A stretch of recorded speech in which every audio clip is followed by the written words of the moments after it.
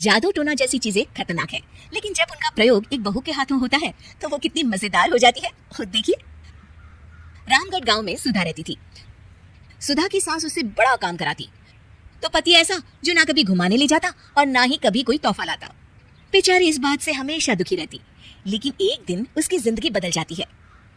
अरे सुधा, सारा दिन न जाने क्या क्या सपने देखती रहती है। जाकर कुछ बढ़िया सा खाना बना कर ले आ। सपना न देखो तो क्या करूं, मेरे तो कर्म ही फूट गए जो ऐसे घर में शादी होगी। इससे अच्छा तो माँ जी कोई फुल टाइम मेड ही रख लेते। ओहो, बढ़िया, ये फुल टाइम मेड रखने वाली। मेरे बेटे के लिए तो विलायत से रिश्ते आ रहे थे, वो तो तेरे पापा ने तेरी इतनी झूठी तारीफ कर दी कि हमारा तो मन ही पिघल गया। अच्छा, विदेश से रिश्ते? वाह माँ जी वाह। अरे भगवान से तो डरिए, विलायती बहू लाकर क्या गाय का गोबर लिपवाती।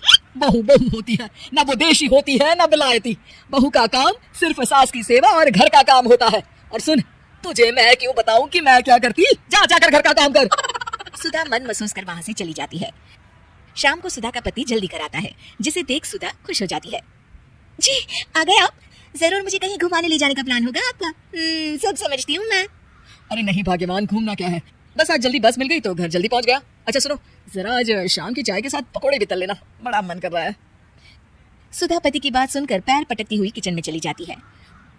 वो काम करते करते खिड़की के बाहर देखती है कि तभी उसे एक चमकीली सी कॉपी दिखाई देती है।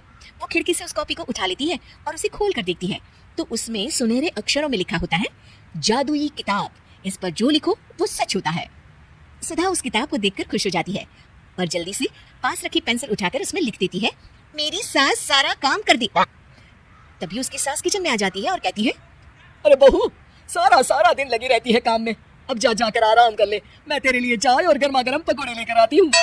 सुधा ये देखकर हैरान हो जाती है और कॉपी लेकर कमरे में आ जाती है। तभी वो देखती है कि उसका पति आराम से बैठकर किताब पढ़ रहा होता है। सुधा झट से कॉपी निकालकर उसमें लिखती है, मेरा पति मुझे घुमाने ले जाए। बस फिर क्या था, सुधा का पति किताब बगल में रख देता है और उससे कहता है, बहुत दिन हो गए हम कहीं घूमने नहीं गए ना, चलो कल मैं ऑफिस से छुट्टी ले लेता हूँ। सुधा ये सुनकर खुश हो जाती है कि तभी उसकी सास हाथ में चाय और पकोड़े लेकर खड़ी हो जाती है। चलो बहू कुछ खा लो, अरे किस्मत वाले हैं हम जो हमें तू मिली, वरना मेरे बेटे की शादी कहीं तय ही नहीं हो रही थी। कोई लड़की इस घर में शादी नहीं करना चाहती थी। ले बहू खा ले। अब तो सुधा की बल्ले बल्ले हो गई थी। सुधा की सास और पति बस उसके इशारों पर घूमते। एक दिन सुधा को सास का हार पसंद आ जाता है। वो सास से कहती है, माँ जी कितना खूबसूरत हार है, क्या ये हार आप मुझे दे देंगी? ओए होए, बढ़िया ही, मुझे दे देगी? अरे तेरी माँ ने दिया है ना मुझे, जो मैं तुझे दे दूं? मैं अपने एक भी गहने तुझे कभी नहीं दूंगी। तभी सुधा अपने कमरे में जाती है और कॉपी में लिख देती है, सास के सारे गहने मेरे हो जाए। अब क्या था, थोड़ी ही देर में सास एक संदूक लेकर उसके कमरे में आ जाती है। बहू ये ले। ये क्या है माँ जी? बेटा ये मेरे गहने हैं, अब मुझ बुढ़िया पर तो ये अच्छे नहीं लगते, तेरी तो उम्र है पहनने उड़ने की, ये ले गहने तू ही रख ले। तभी सुधा की नजर उस हार पर पड़ती है जो सासू माँ ने पहना है।